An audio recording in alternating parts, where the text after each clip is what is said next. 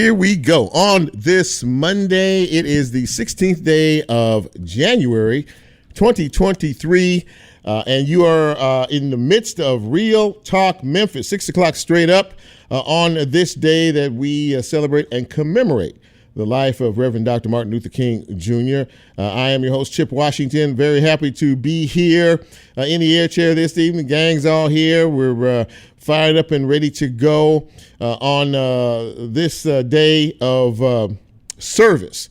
This is a day on and not a day off.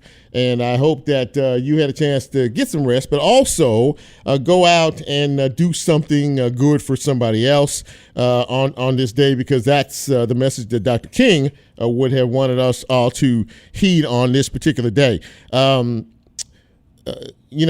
we think about his life and his legacy and what we see today out here, kind of makes us wonder if we're really living his dream and how he would perceive society today. Yesterday was his actual birthday, January 15th.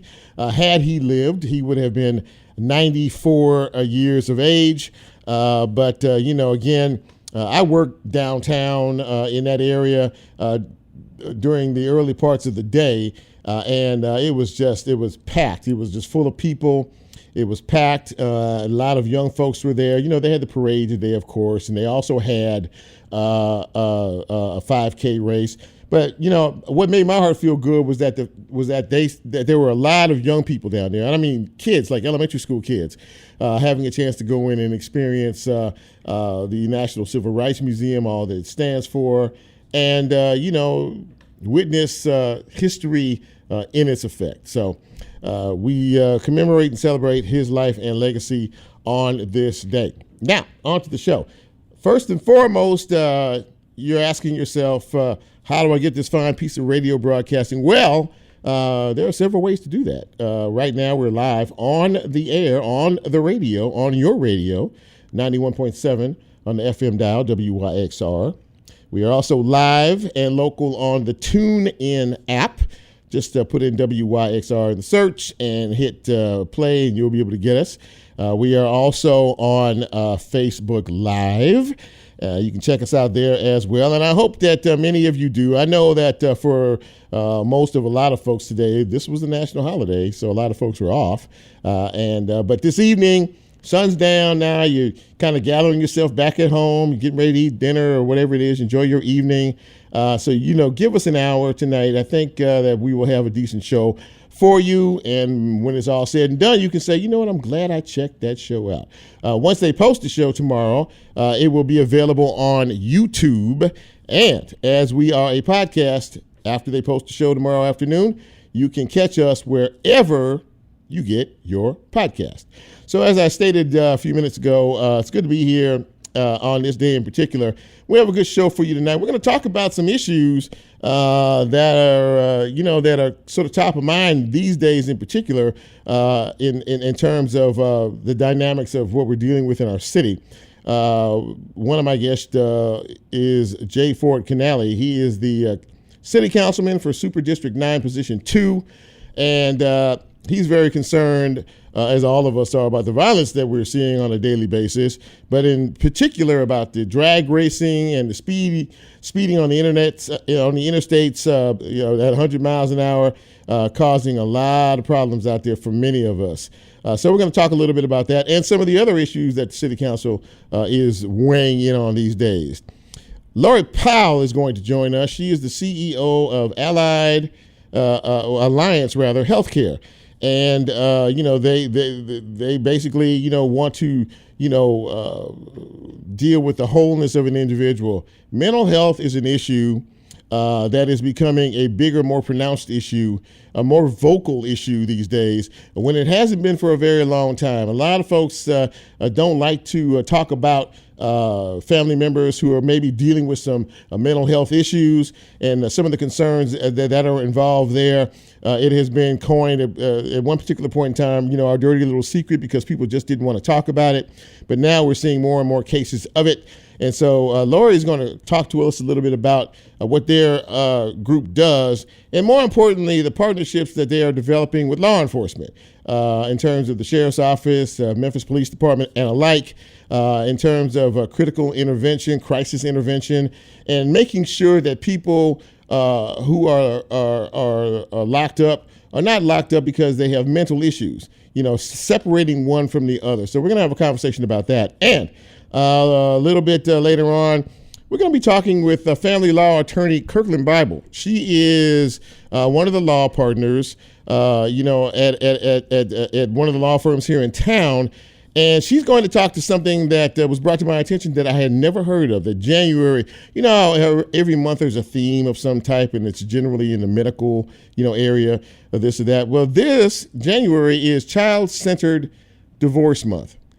And I had no idea that there was such a thing, but there is, and you can look it up yourself. But really what it deals with is how divorce can affect children. In ways that are not necessarily, of a positive nature. And January is the highest month for people to file for divorce throughout the entire year. And we're going to talk a little bit about that, but more importantly, we're going to talk about children who may be in the middle of an emotional situation between a husband and a wife, and how this can affect them in certain ways. So I'm looking forward to that conversation a little bit later on. So hopefully you'll stick with us for the ride. In the meantime, as we always do this time of the program, we celebrate you. You're a January baby. You were born today or this past weekend, or you have a birthday coming up this week. This is your time. This is where we dedicate the shout outs to. So we always do this time each and every Monday evening, but I can't do that unless I say, hit it, Bran. Happy birthday!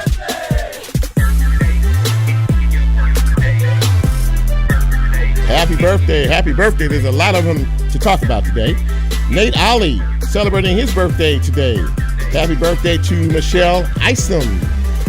Stephanie Skurlock, WREG, evening news anchor, 5, 6, and 10, celebrating her birthday today. Happy birthday, Steph. Marcus Jones celebrating today, as is Asia Monique. Leanne Mayo celebrating today. Abigail Rounds, it's your birthday. Belinda Shaw, happy birthday to you.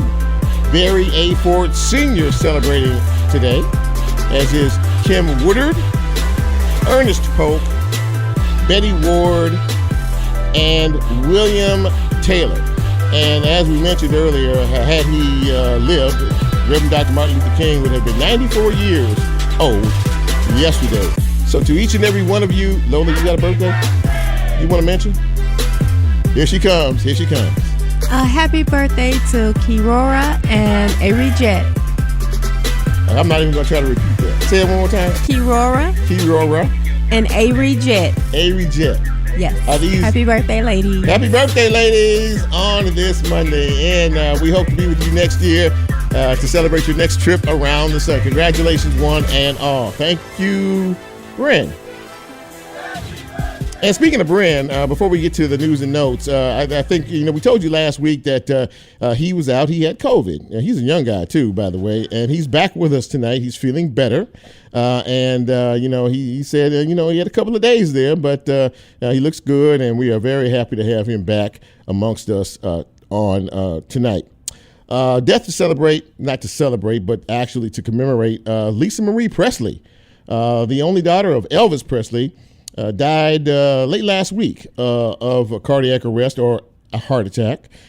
She was 54 years of age, and she was just in the city a few days before that to commemorate, I think it was last Sunday, would have been Elvis's 88th birthday. Yeah, I think that's what, yeah. So she was here for that. She always goes to Graceland for his birthday celebration. So literally, 3-4 days later, she was gone now. She leaves 3 children behind, and a lot of folks very saddened by that news.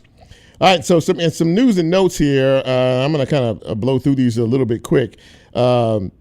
Last week, maybe you have heard about it over at the Hilton over on Ridge Lake, that 2 cars, 3 individuals each, pulled up in front of the hotel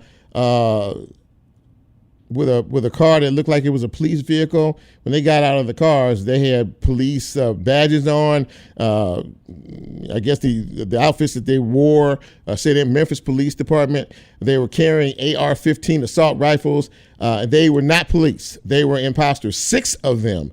They walked up on at least 5 to 6 people with the intent of carjacking them, which they did. 2 of them got beaten up pretty good in this whole process.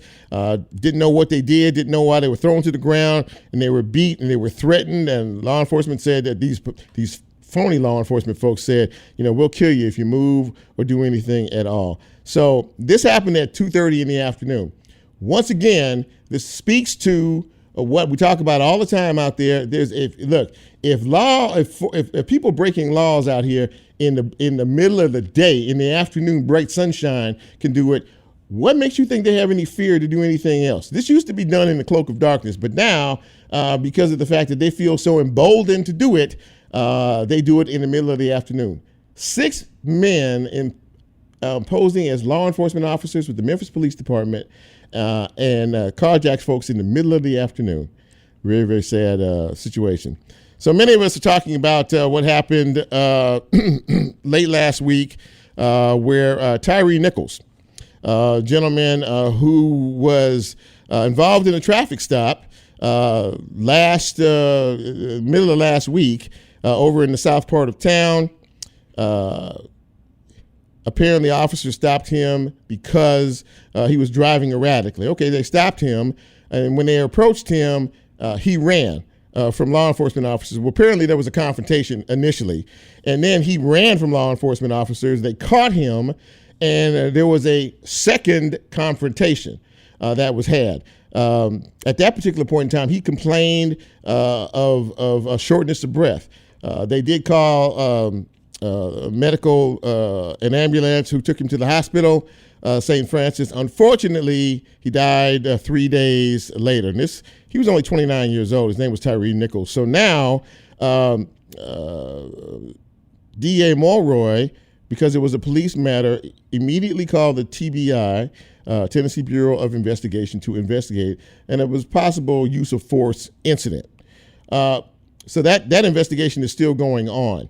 But yesterday afternoon, we got a comment from the Memphis Police Department, the police chief, C.J. Davis, and also the mayor, basically saying that there is an ongoing investigation with the officers who are involved. Now, procedure dictates that anytime there is an investigation of a police officer, they are automatically relieved of duty. But apparently, it looks as if there may have been some violations by the law enforcement officers in reference to the procedures that were used. Enough of a case that the chief decided to make a public statement saying that we are investigating this right now, and we are looking at all the law enforcement officers, and we plan on taking swift action if procedures were violated. Well, it looks like that may have been the case. Now, right after she made her statement, the Mayor Strickland, weighed in and said, yeah, absolutely, this is going to happen, and we're not going to waste a lot of time in making a determination as to what happened during these quote-unquote confrontations, and that if it shows that the law enforcement officers violated procedure, they will be immediately disciplined, and action will be taken against those officers, although they have not said what those actions might be.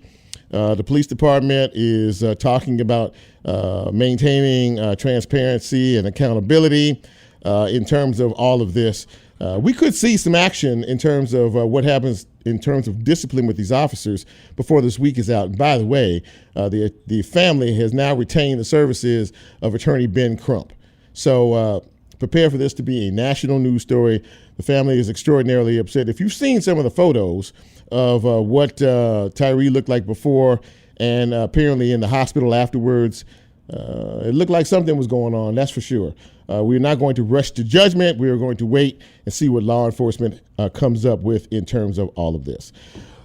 So at that point, I'm going to pause, and we're going to take our first break. When we come back, we're going to get into the show. What do you say on this Monday edition of Real Talk Memphis? I'm Chip. A quick break. We'll be right back.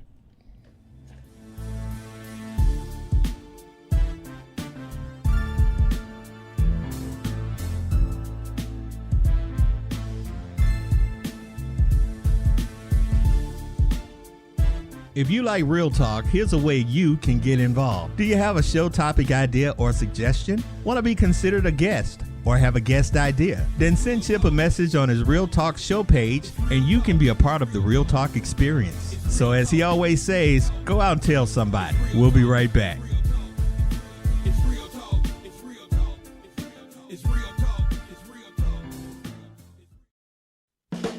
WYXR is supported by the on-stage at the Howland Center Music and Theater Series, evening with Don Bryant and the Bryant on Friday, February 10th. Memphis Soul Man Don Bryant was a solo artist at High Records during the label's 1970s heyday. However, many didn't discover his talent until the release of his 2017 album, Don't Give Up on Love, his first soul album in 48 years. More information at orpheum-memphis.com. So many times my love before. WYXR is supported by Shell Days Music Festival, presented by Mempho, April 21st and 22nd at Overton Park Shell. Shell Days will feature 2 days of music with Trampled by Turtles, Southern Avenue, Leftover Salmon, Neil Francis, Paul Thorne, and Bailey Bigger. More information at memphopresents.com.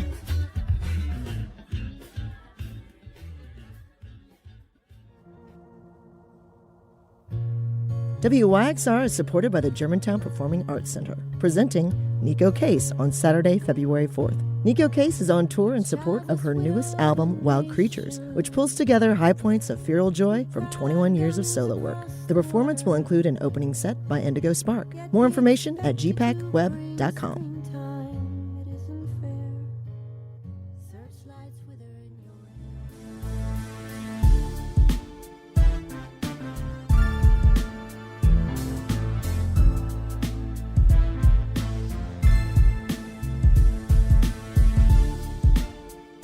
Get Real Talk on the TuneIn mobile app under WYXR, and he's now streaming live on Facebook. And you can also catch a rebroadcast on YouTube. Just put WYXR in the search box and hit subscribe.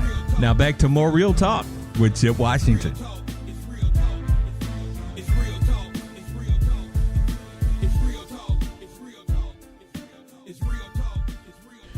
And welcome back to Real Talk Memphis on this Monday evening. Glad to have you with us and glad to have you along for the ride. My first guest tonight, I'm glad she's with us as well.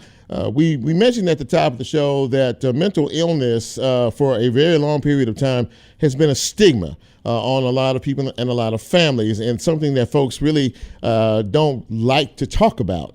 It has been called the dirty little secret, but we've seen more and more cases of it. It's becoming more and more vocalized in terms of what it's all about and the impact that it has on so many. So I wanted to kind of dig into this a little bit deeper. Very happy to have on the show tonight Laurie Powell. She is the CEO of Alliance Healthcare here in the city. And Laurie, good to see you. Thanks for coming on Real Talk. I really appreciate it.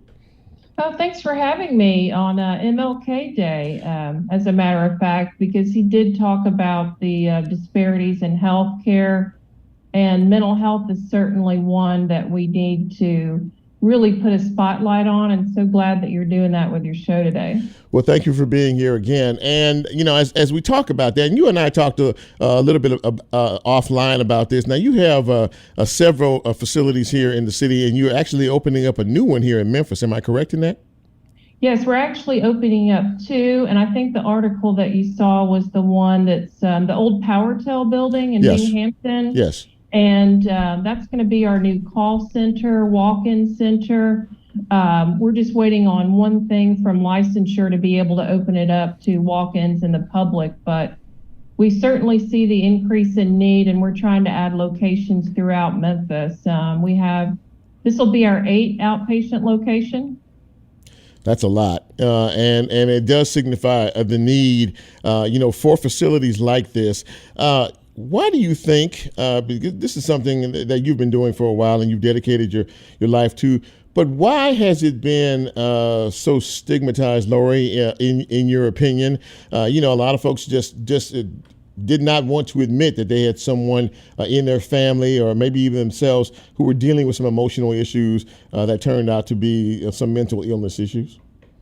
I think they feel like, other than, say hypertension, which I have and I take a pill for, there's the stigma, as you mentioned earlier, around people don't want to say, hey, I have depression, or hey, I'm feeling down.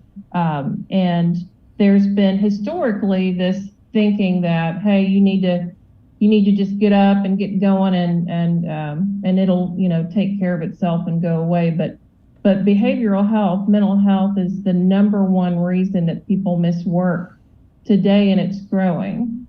Oh, wow. I did not know that. That's a pretty staggering statistic, is it not?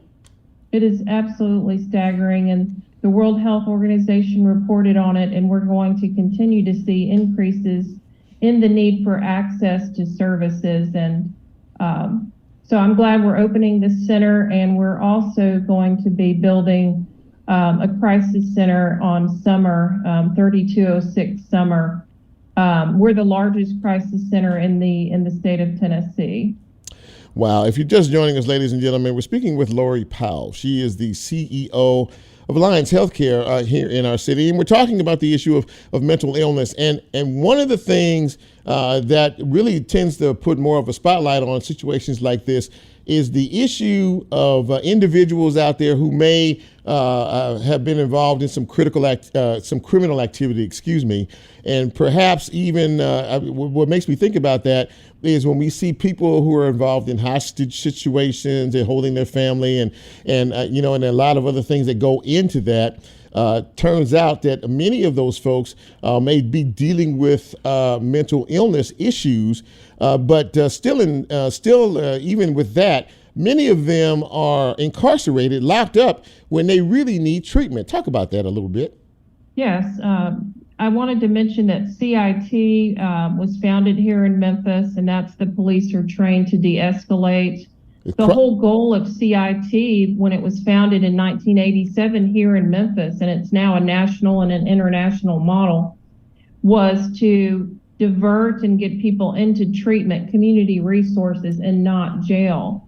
But as you know, there's approximately 44% of the population in jail. That's the statistics, have a mental health issue. We should let people know that CIT stands for Crisis Intervention Team. Am I correct? With the police department. That's correct. Mm-hmm. And so one of the things we're trying to do at Alliance is partner up with the community resources like the sheriff. That's a new initiative we have with the sheriff called the SAFE Team, and with the police and fire called the CARE Team, where we're going out into the community to try to link them into treatment and divert even further from jail. Because what we started with at our crisis center, with our jail diversion walk-in center program, which is right now on the second floor of MMHI, we divert approximately 400 individuals from jail through that program. It's the Alliance Healthcare Crisis Continuum. Uh-huh.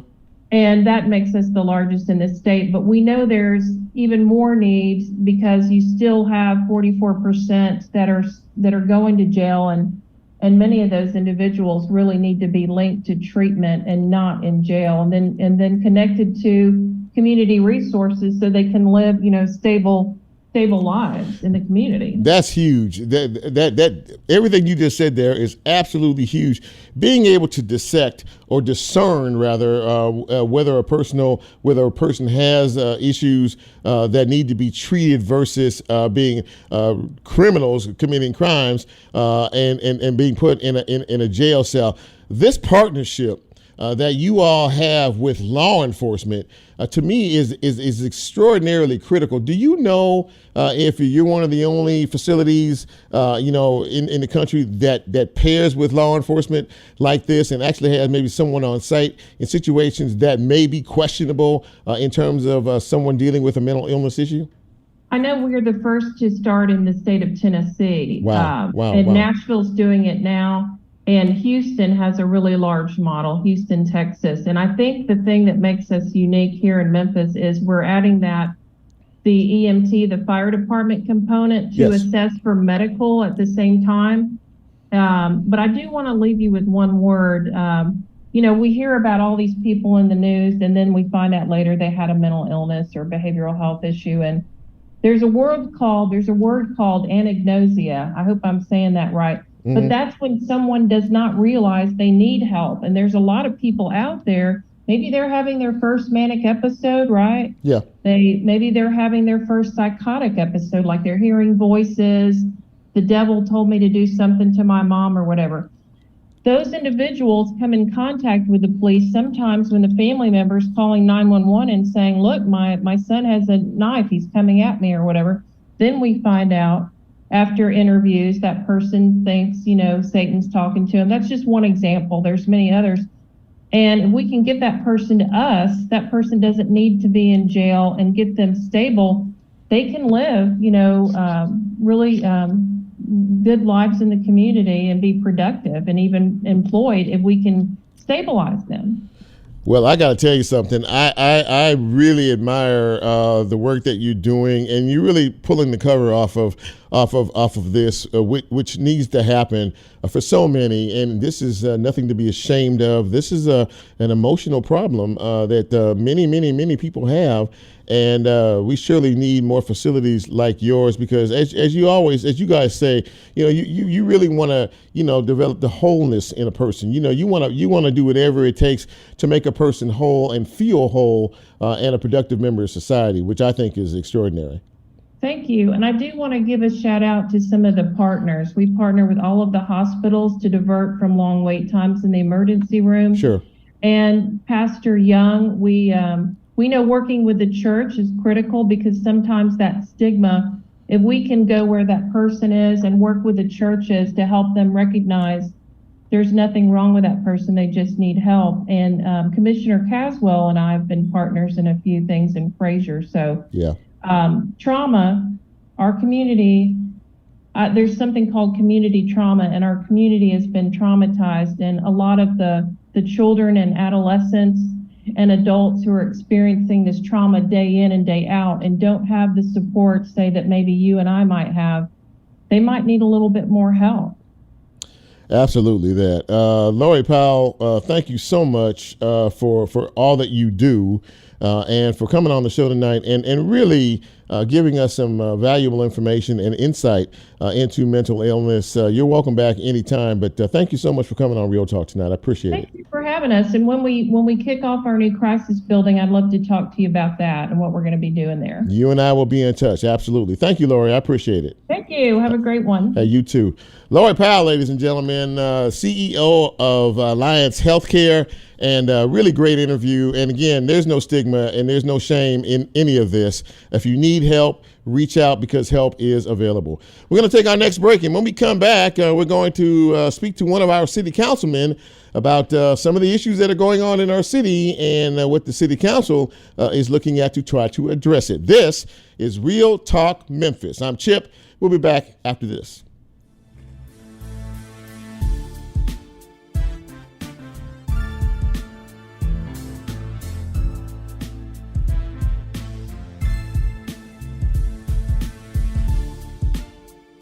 If you like Real Talk, here's a way you can get involved. Do you have a show topic idea or suggestion? Want to be considered a guest or have a guest idea? Then send Chip a message on his Real Talk show page and you can be a part of the Real Talk experience. So as he always says, go out and tell somebody. We'll be right back.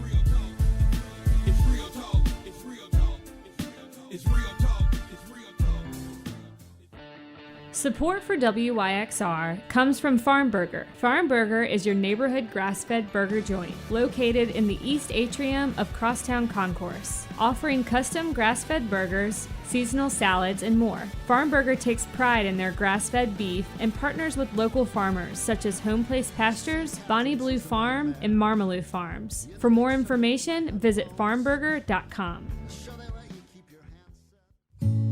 WYXR is supported by GPAC, presenting Australian guitarist Tommy Emmanuel on Friday, January 13th. Tommy Emmanuel is known for his fingerstyle technique, live performances, and use of percussive effects on the guitar. More information at gpacweb.com.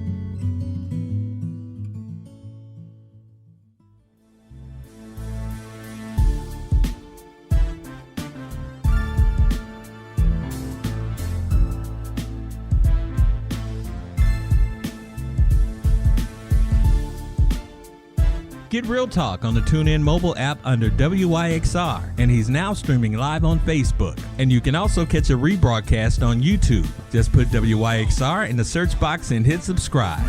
Now back to more Real Talk with Chip Washington.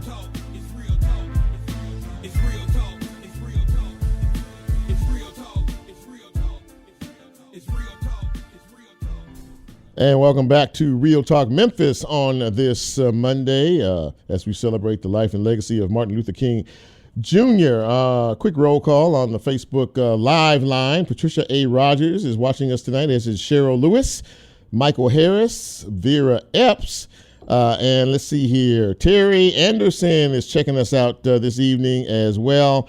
Talisa Franklin, what's up, T? She's checking us out as well. I appreciate you, Angie Eggleston. I appreciate you as well. Thank you all for checking us out tonight. My next guest is someone I've never had on this program before, but I saw him last week, and I saw the outrage in him as he was speaking about some of the issues that we are dealing with in our city in terms of the violent activities and a lot of other things that are going on. I'm very happy that he accepted the invitation. Please welcome to Real Talk Memphis, Councilman J. Ford Canale, Super District 9, Position 2. And Councilman, it's good to have you on the show tonight. Really appreciate it.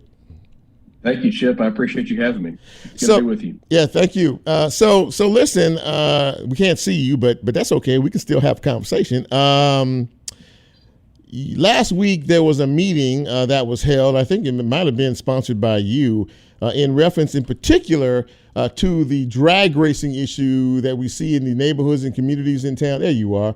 And also the speeding up and down the interstates, which has just become so dangerous and really is scaring the heck out of people. What made you decide to have this meeting and really, talk about some of the things that are bothering you and many of your constituents in reference to this? Yeah, Chip, that's a great question. It was time for the public to have their voice heard, and to have the chief of police, and to have engineering, and to have the district attorney general there to answer questions and to hear their concerns. And because they're scared, people are scared. These people are terrorizing our streets all over our city on a daily basis. And it's the number one complaint that I'm getting through my office right now. And in my other job in the funeral business, I'm all over the city, certainly within my district, but also well outside it. And I see it myself every day. I saw it just several times today. And it's got to stop before we continue to lose innocent lives. That is something. And you mentioned it really there, and it's an honest assessment. People are scared, they're frustrated, they're angry with so much that is going on out here. You're having to look over your shoulder, crimes being committed in the middle of the day. Doesn't seem to be anything that fears individuals who are committing criminal acts. What's your take on all that? And as a council, I know that they're burning up your ears and the phone lines, citizens every day about things like this. Where are we, and what, if anything, can be done to act as a deterrent for all that we see on a daily basis? Yeah, that's a great question. So where we are is the police department is somewhat strapped because the criminals know that MPD cannot engage in a high-speed pursuit and chase a lot of them. So a lot of times, and I've heard this complaint come through several times, that a car blew past somebody going north of 100 miles an hour, and there happened to be an MPD car in the neighborhood, and they didn't even turn on their lights to attempt to stop them. Right. So the penalty has got to be greater. It's got to come from the state. There is bipartisan support right now in Nashville. I've heard Senator Lamar talk about it. Representative Gillespie is going to carry a bill. I know that newly elected Senator Brent Taylor is also interested, in Representative Mark White.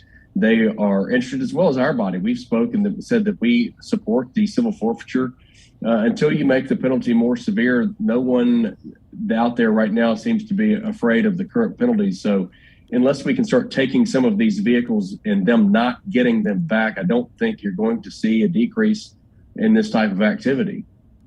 I think that many people will echo your opinion in reference to the fact that there really doesn't seem any deterrent at all The mayor has used the terms like revolving door, the 201 Poplar. I mean, they go in, they know the system, they understand it backwards and forwards, and they go in, and then 2 or 3 days later, they're bonded out, and they hit the streets again to finish committing the same type of crimes that they were.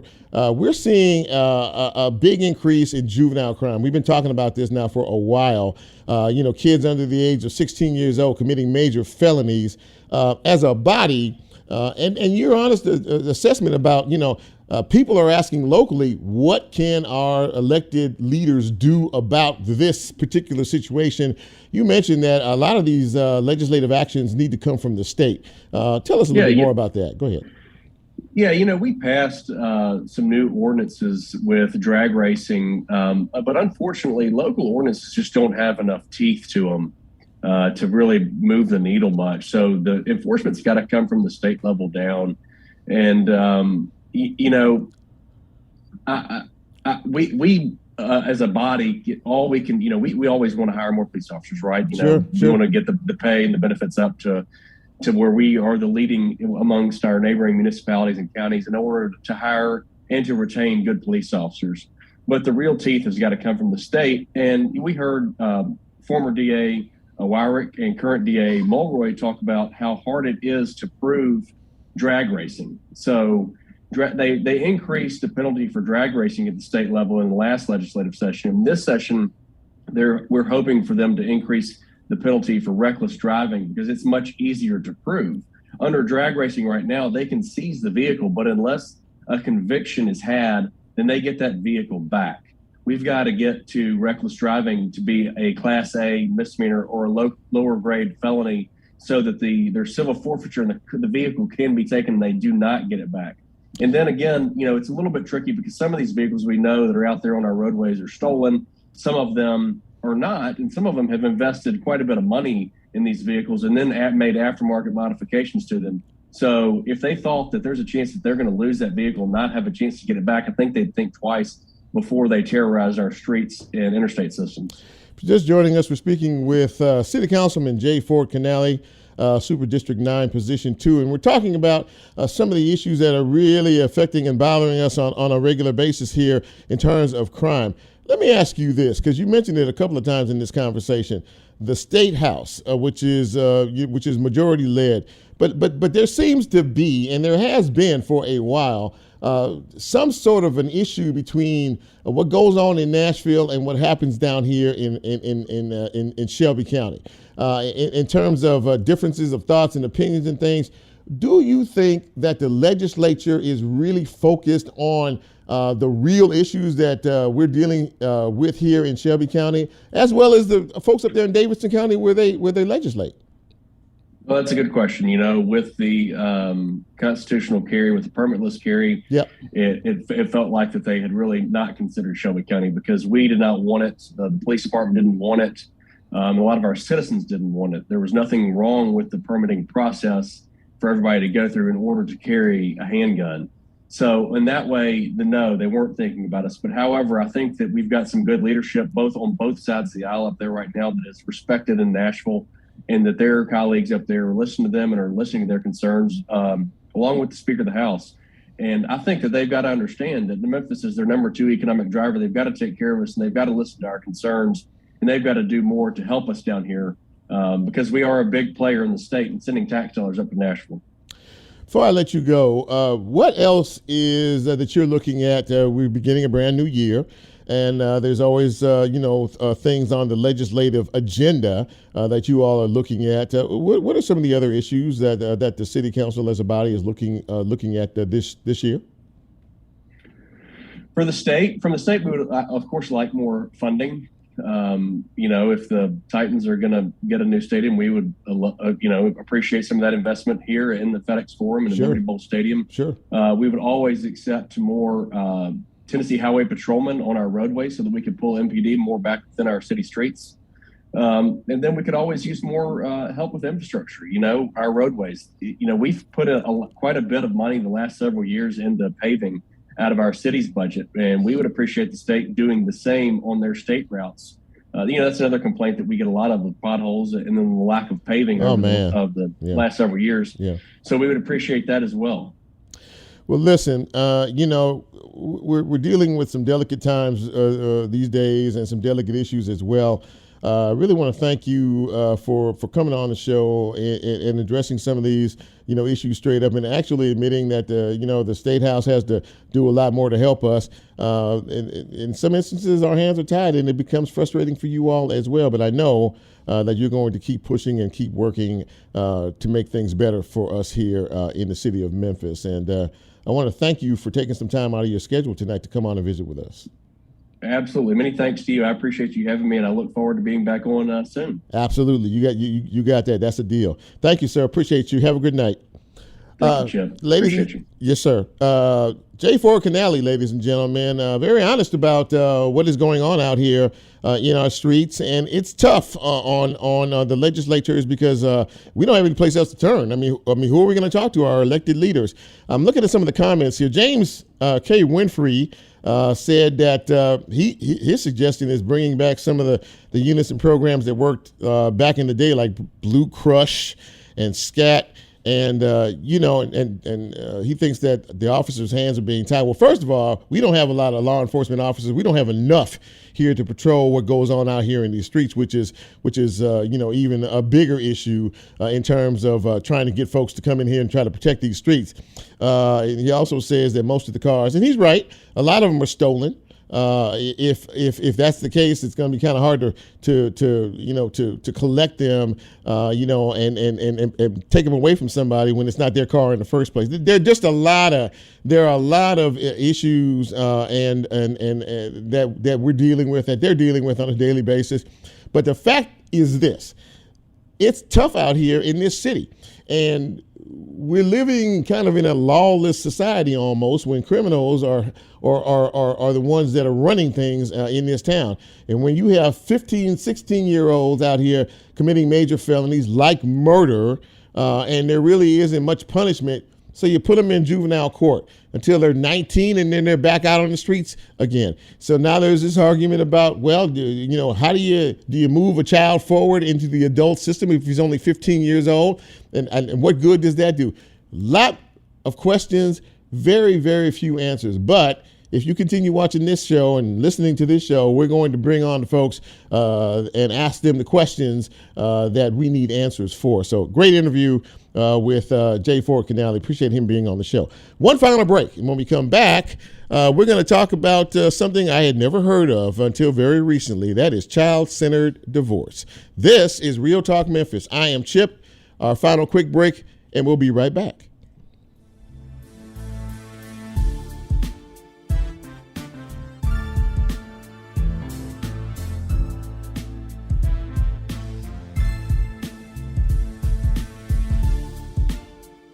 If you like Real Talk, here's a way you can get involved. Do you have a show topic idea or suggestion? Want to be considered a guest or have a guest idea? Then send Chip a message on his Real Talk show page and you can be a part of the Real Talk experience. So as he always says, go out and tell somebody. We'll be right back.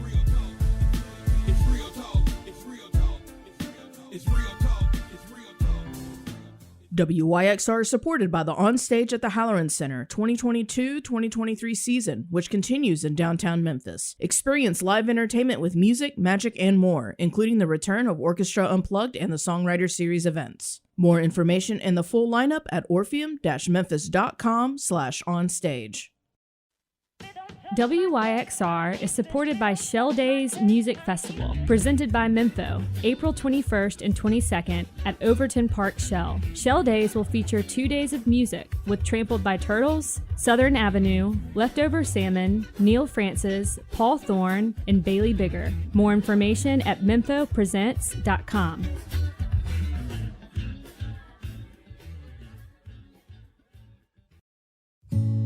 WYXR is supported by GPAC, presenting Australian guitarist Tommy Emmanuel on Friday, January 13th. Tommy Emmanuel is known for his fingerstyle technique, live performances, and use of percussive effects on the guitar. More information at gpacweb.com.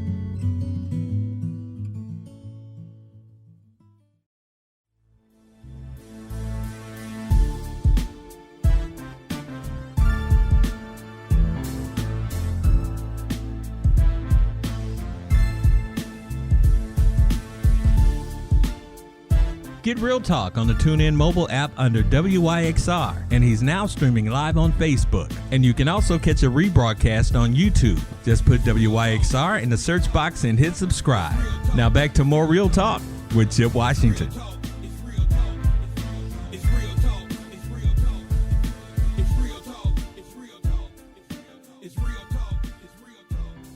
And welcome back to the big broadcast on this Monday evening. Very happy to have you with us. I know that many of you are gearing up and getting ready for the big football game coming up a little after 7 o'clock tonight between the Dallas Cowboys and the Tampa Bay Buccaneers.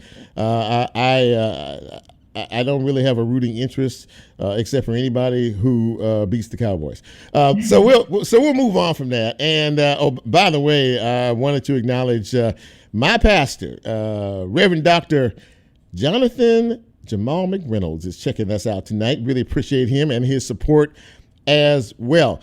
I'm really happy to have my next guest with us because this particular subject is something I had never heard of before, ever, until it was recently brought to my attention. You know, we always put labels on months. You know, generally a lot of those things are health related.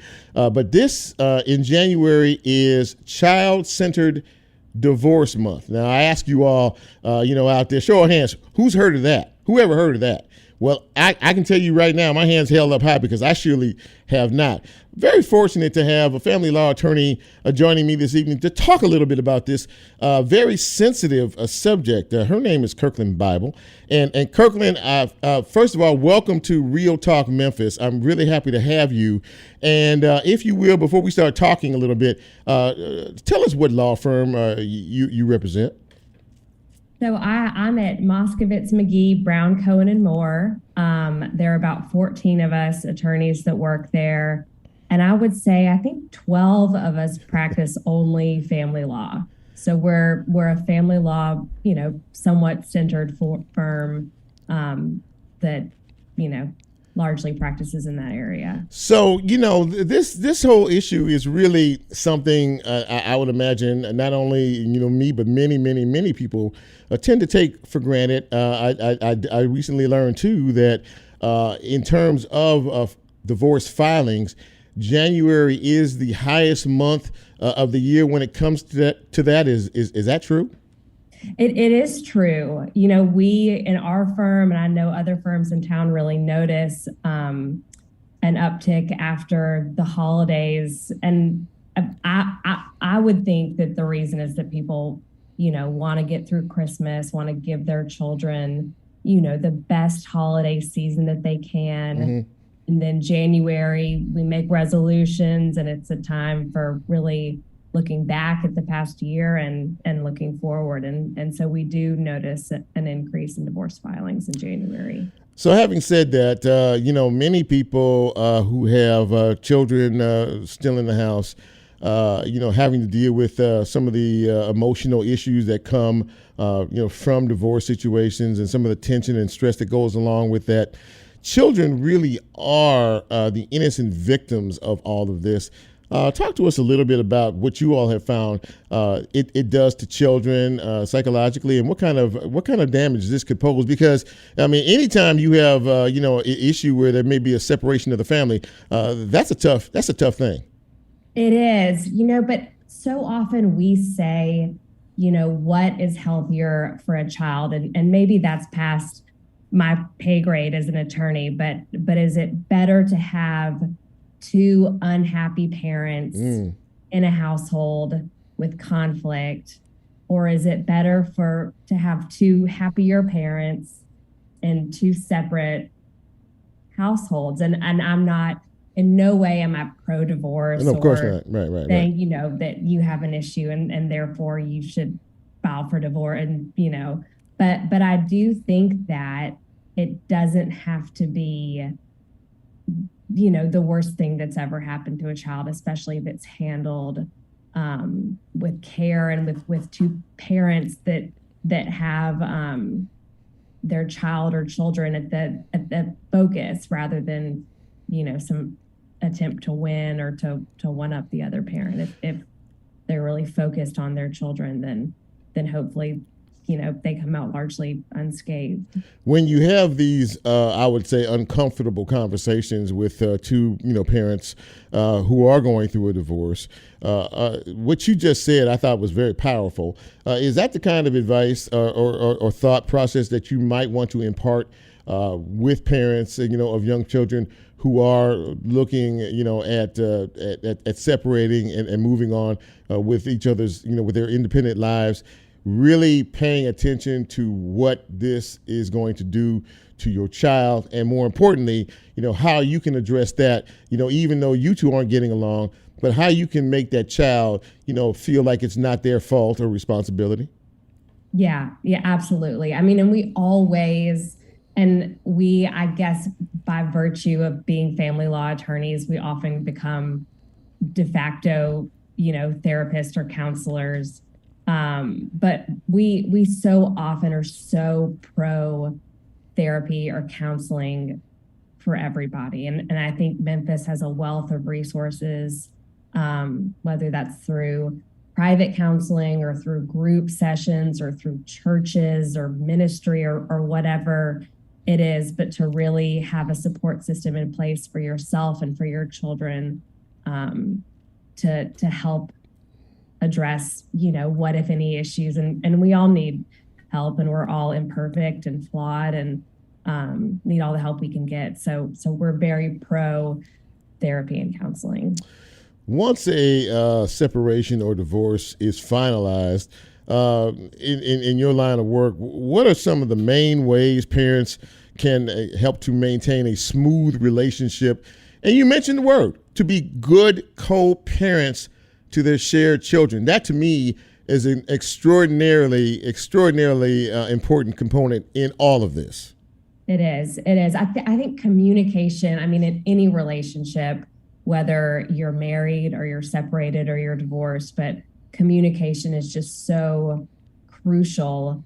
And, to be the bigger person and to say, our child has a basketball game tonight or in a week, and here's the schedule, and would you like to come to this? And maybe we can sit together, and just communicating. And that's one narrow example, but to really communicate. And then, as a family law attorney, if issues need to be addressed in the future, then, there's a clear record of that communication, should any kind of issues arise. But really thinking of your child's best interest, and, having the most stable upbringing for them going forward, to really talk to one another. That's really, extraordinary, good advice that you're offering, because, as we said earlier, we don't hear about this. This is not something that really comes up in a lot of conversations, and we tend to forget that we as adults who are dealing with our own issues are not alone in this process, especially when you have young children who are watching both. Sometimes parents, make them pick sides, choose sides, and things like that. Very, very harmful for the child that is involved in all of this. And I love the fact that you say we all need help from time to time, and there's nothing wrong with talking to somebody about this. Absolutely. The more help that we can all get, the better. And, the real emphasis is to keep everything as stable and as unchanged for your child as possible. And I know sometimes that's a pipe dream and people move, but to keep their lives as normal as possible is the real focus. Well, listen, thank you so much for taking some time out to come and visit with us tonight. You really imparted some really, really good information. Kirkland Bible, family law attorney, talking to us about a very sensitive issue. At times it can be child-centered divorce, and some of the things that we can do as grown-ups to show our children we love them no matter what our circumstances are. Kirkland, thank you so much for coming on Real Talk Memphis. I really appreciate you, and you're welcome back anytime. Thank you so much for having me. We love WYXR. It's our Favorite station. That's exactly, favorite and only station we listen to. I meant to say that earlier. You did tell me that, and so you've made the management here very, very, very happy. So made my night. Thank you so much. Well, listen, you take good care of yourself. We'll talk to you down the road. Thank you. You too. All righty. So good way to end the show tonight. This has been a very, very good show, if I do, as the humble host, say so myself. Very happy to see all the participants on the Facebook Live line. And as I say each and every week, tell somebody about what we're doing here on Real Talk Memphis, because each and every week we try to provide some good information. Thank you all for being a part of all of this conversation, and really thank you for weighing in. And this is for you, James. I know you're a big, huge Cowboy fan tonight, but I just can't help myself. I have to hate on them tonight. So we'll see what happens after it's all said and done. Also, quick thank yous to Trudy Turner, who is watching, and Kevin Phipps, he's watching as well. Thank you all again. If I missed anybody out here. Jackie Woods Webb, she's also checking us out as well tonight. So as Bryn plays us out, we have wrapped up another great show as we move gently but quickly through the month of January. This is going to be another quick year. I can already feel it. Thank you all for your support. Thank you all for your encouragement. Thank you all for your appreciation of what we do. Continue to tell folks about what we do here at Real Talk Memphis. We're on each and every Monday night from 6 to 7 p.m. Central Time. We are also a podcast, so if you missed the show, you can always go back and check out the show. It's recorded on Facebook Live, or you can get the podcast, okay? So keep talking to your friends about it. Say, hey, have you checked out Real Talk Memphis? Well, if they say no, after you spank their hand, then you give them the information as to how they can reach us. So in the meantime, in between time, thank you again for being a part of all of this. And if the Lord says so, we'll be back here next week. Same time, same chair, and we'll try to do it just a little bit better. So for Nicole, for Lola, and for Bryn, I'm Chip. We're out. Have a great and safe week.